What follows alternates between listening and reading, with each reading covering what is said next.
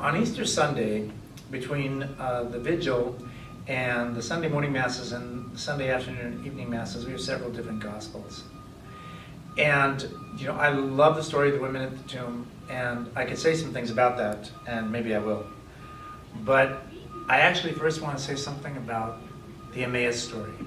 This is Luke chapter 24, although Mark mentions it, he doesn't give us the full story. This is just this amazing story. These two disciples, crestfallen, heartbroken at what has come to pass in Jerusalem since Thursday, have left the gathered community. They've left the community there in Jerusalem and started the 7-mile walk to the village of Emmaus. And they must be important disciples because Jesus bothers to go out after them. Of course, we're all important to Jesus, right? That's one way of looking at it. But no, I'm thinking these are leaders of the community. And Jesus comes alongside them and basically gives them the structure of the Mass. I just love the way that this passage is, it gives us the two basic components of the Mass. Jesus opens the Scriptures to them so that they can see how the Messiah had to suffer. All right, so he tells them everything in, Luke tells us everything in the Psalms, the prophets, and the law of Moses that pertains to the suffering of the Messiah. And they say, were not our hearts burning while he gave us that catechesis? Don't you wish you could have been a student of that catechetical lesson, having the Scriptures opened to you by the Messiah himself, right, on that first Easter Sunday afternoon?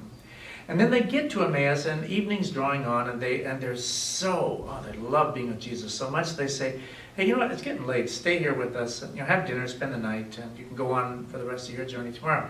And Jesus acts like he's going to do that, and they sit down at the table together, he breaks the bread, they recognize him immediately, and boom, he's gone. And they jump up, we're not our hearts burning, and they run back to Jerusalem. They're not hungry anymore, all they want is to go back with the gathered community, okay, which is like huge. This is important, this is big. Well, there's something more to it too.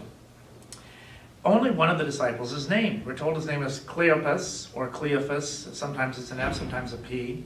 The name looks a lot like Clopas, okay?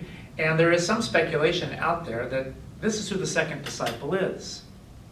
Mary, the wife of Clopas, who is identified by the Gospels as standing at the foot of the cross, who is identified by the Gospels as being among the women who were there to witness the resurrection of Jesus on Easter Sunday morning. Now, I'm just speculation. I find it persuasive speculation. That in part because the second disciple was not named and remains silent. All right, now Luke is a very inclusive gospel. He mentions the women many times, but here he just talks, it's Cleopas who talks, okay? And that would have been probably consistent with the protocol for the day in an unconsciously sexist society where women naturally trying to take a step back, even though this woman has witnessed the resurrection, okay? And her husband, Clopas, is talking for both of them. And he says, are you the only person, when Jesus comes and says, what are you talking about as you walk along? Are you the only person who does not know what's happened in Jerusalem these past 3 days? And Jesus, of course, disguised from them, says, what things? And you can just kind of see like Mary saying, what about the thing this morning? Which, the men did not believe the women. The women came back and said, he is risen, we've seen him. And they're just doing what Jesus told them to do. The men don't believe. All the Gospels assure us the men don't believe.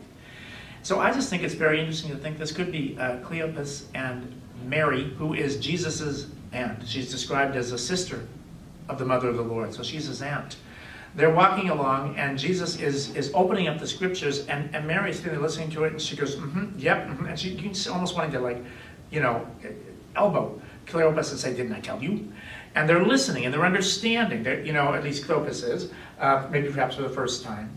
And then they get to the house. And Jesus breaks the bread, they recognize him. And then what happened? If this was Mary, well, dear, shall we go back to Jerusalem now? I mean, I think it's a beautiful story. And I think it's even more beautiful. And somewhat amusing, and maybe for us men, somewhat humbling, if that second disciple is Mary, the wife of Clopas, the aunt of the Lord.